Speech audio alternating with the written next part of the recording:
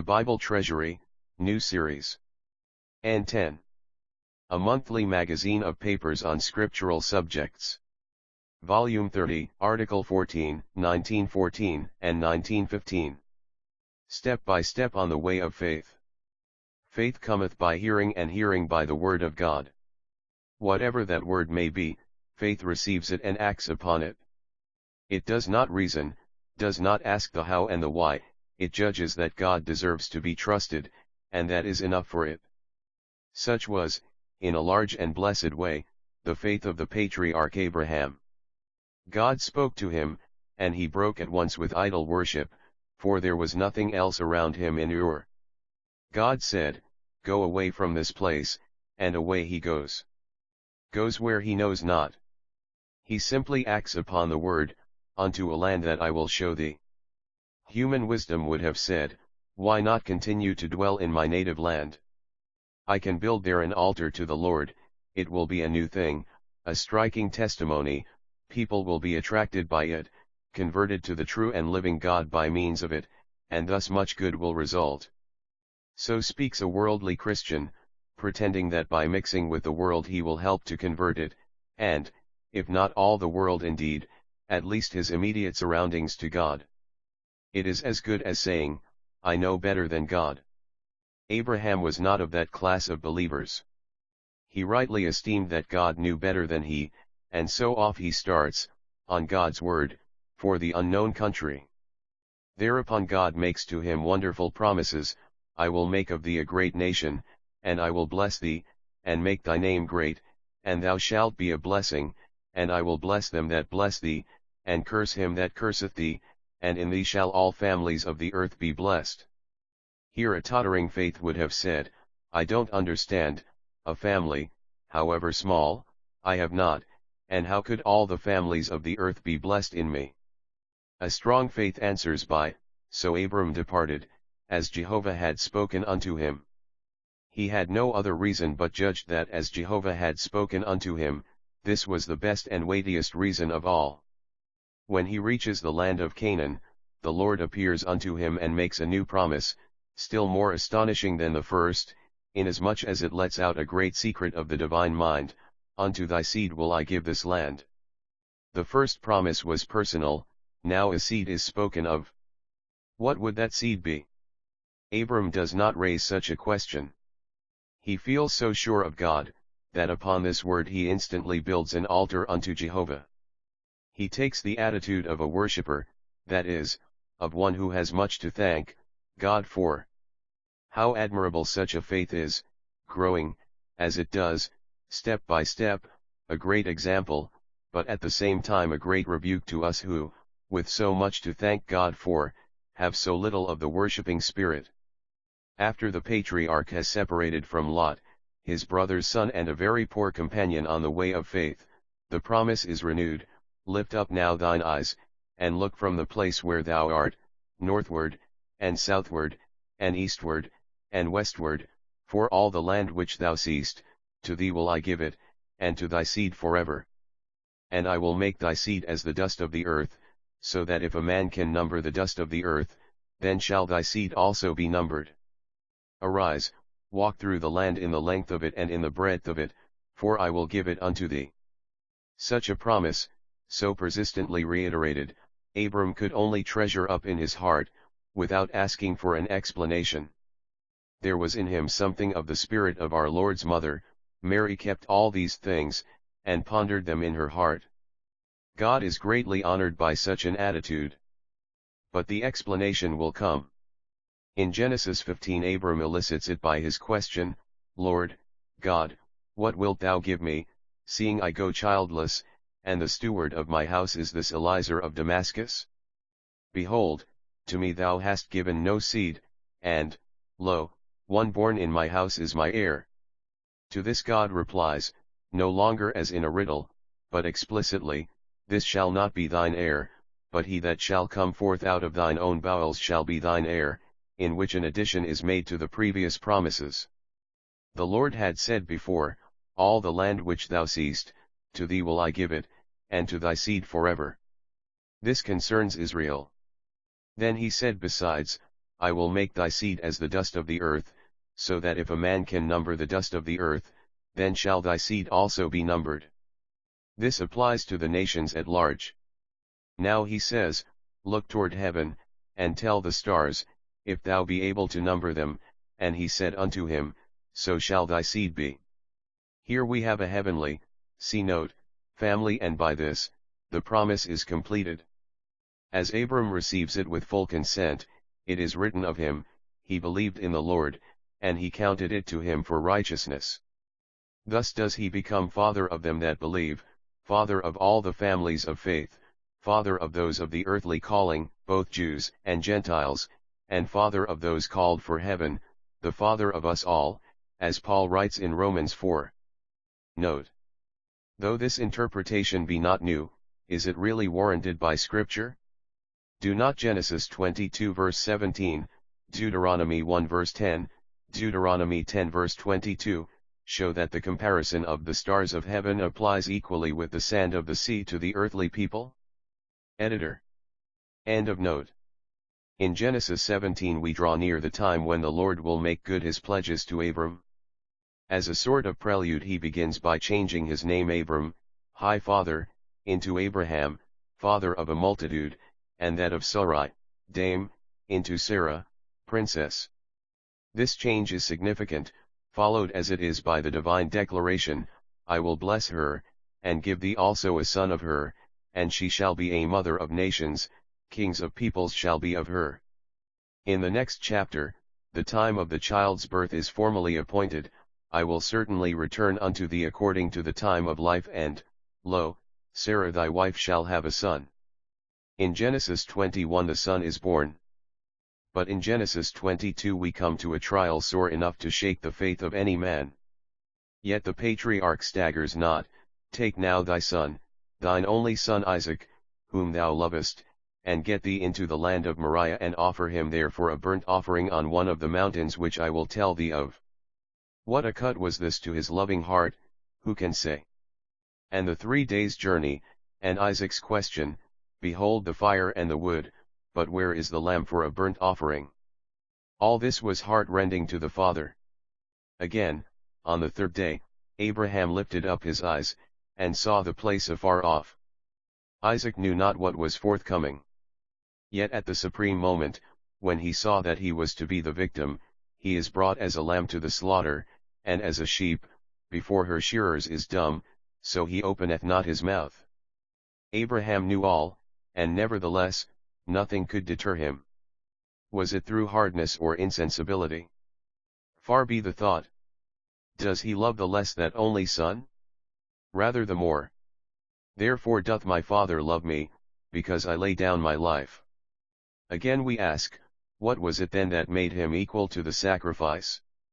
It was that step by step and in proportion as God revealed his purpose and pledged his promises, he had got to know and understand God, and therefore to fully rely on him.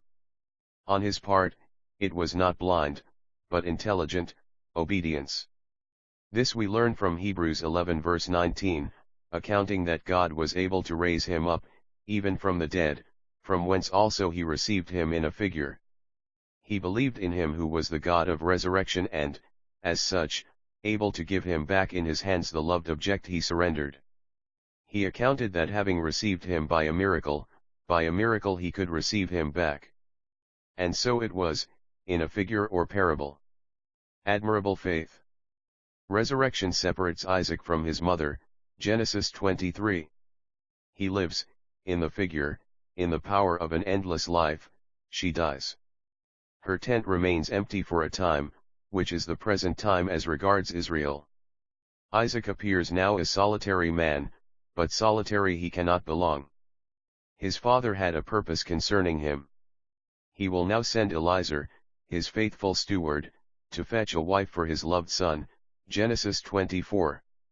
Forthwith the servant ruler starts on his errand, strictly following the instructions of his master as he had sworn to him. He has but this one business before him. No tarrying anywhere. A fervent prayer when he reaches the spot, a prayer at once answered. As soon as he has come to the house of Laban, even before accepting to take any food, he must tell out his mission and put the decisive test: if you will deal kindly and truly with my master, tell me, and if not, tell me, that I may turn to the right hand, or to the left. He was not to come back alone. Consulted, Rebekah, the chief party concerned, answers without hesitation, I will go. The solemn transaction being thus settled, the journey back is straightway undertaken. The faithful servant feels that he has nothing more to do in that place. On his way to it, his one absorbing thought was to find a wife for his master's son. As he leaves it, his one absorbing thought is to present to Isaac the one he had betrothed to him by a golden earring and 2 bracelets. The meeting takes place at the well Lahai-Roi, a significant name. Rebekah is at once received into favor and brought into Sarah's tent, and thus Isaac, no longer solitary, is comforted after his mother's death. All this part of Abraham's life, from the call of God to the sending for a wife for his son, is deeply instructive, so great are the lessons of faith he gives to each one of us. But if profoundly interesting from a simply historical point of view, it is still more so from a typical one. It is an allegory by which God's secret purpose is gradually unfolded. In the beginning, God created the heaven and the earth. This was in view of man. Man was put at the head of the present world, lord over it all. He lost his dominion through sin, became the slave of Satan, who snatched it from him and boldly offered it to our Lord when he tempted him in the wilderness, as though he had been the legitimate owner of it, on condition that the Lord would fall down and worship him, the liar and the usurper. Did he expect our blessed Lord would be content to receive it on such terms? If so, he received a richly deserved rebuke. Let him, in the face of the first man's powerlessness, detained for some time longer this world ruined all over by his subtlety, and be prince as well as God of it. The day is coming when, as the apostle writes, the God of peace shall bruise Satan under your feet shortly. For a long time did a riddle attach to the promises made to Abraham. They could only be realized in a son, and he had no son. So with God, he had a son and only son, and for ages kept him hid in his bosom. Jehovah possessed me in the beginning of his way, before his works of old. I was set up from everlasting, from the beginning, or ever the earth was. Then I was by him, as one brought up with him, and I was daily his delight, rejoicing always before him, rejoicing in the habitable part of his earth, and my delights were with the sons of men. This was the language of the Son when he was hidden in the bosom of the Father. But the time came when Abraham was not only promised but given a son, who was to be his heir. So with God again. In due course, or when the fullness of the time came, he sent forth his Son, born of a woman. He sent him forth, not to take possession of the earth, though it was his by right of creation, but to purchase it anew by redemption, so as to be qualified to deliver it from the thraldom of sin and set it, thus delivered, into the liberty of the glory of the children of God. Hence the sacrifice of Isaac in figure and the sacrifice of the cross in reality. First of all the Son humbles himself.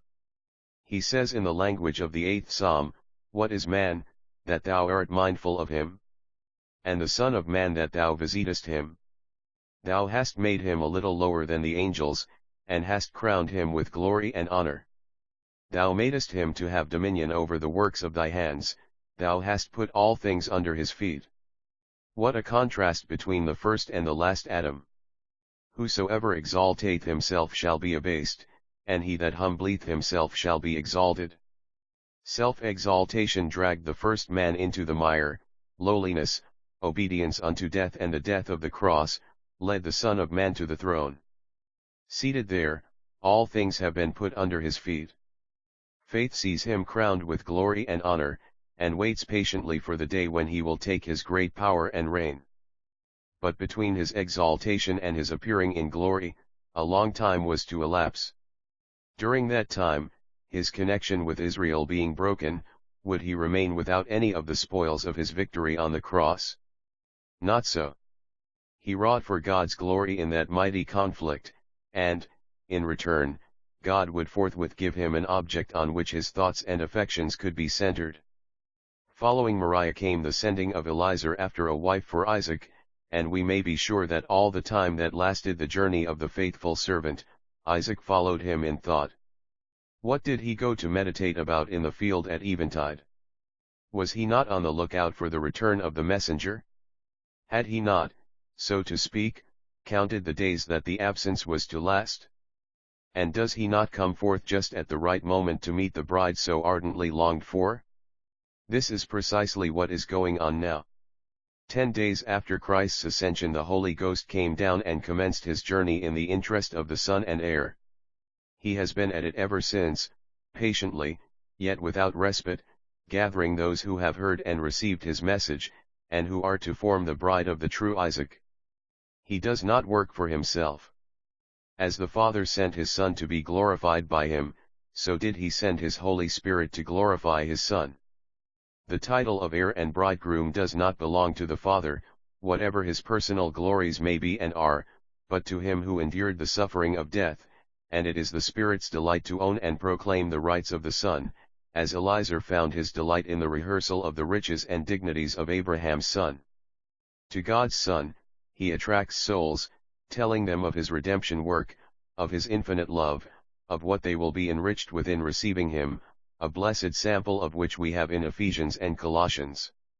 He draws them to the happy meeting spot, acquainting them more and more fully with the loved and loving one who is about to descend from heaven with a shout, with the voice of the archangel and with the trump of God to call his redeemed to join him in the clouds and follow him to the Father's house.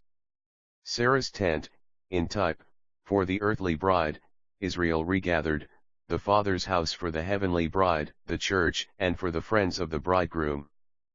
P.C.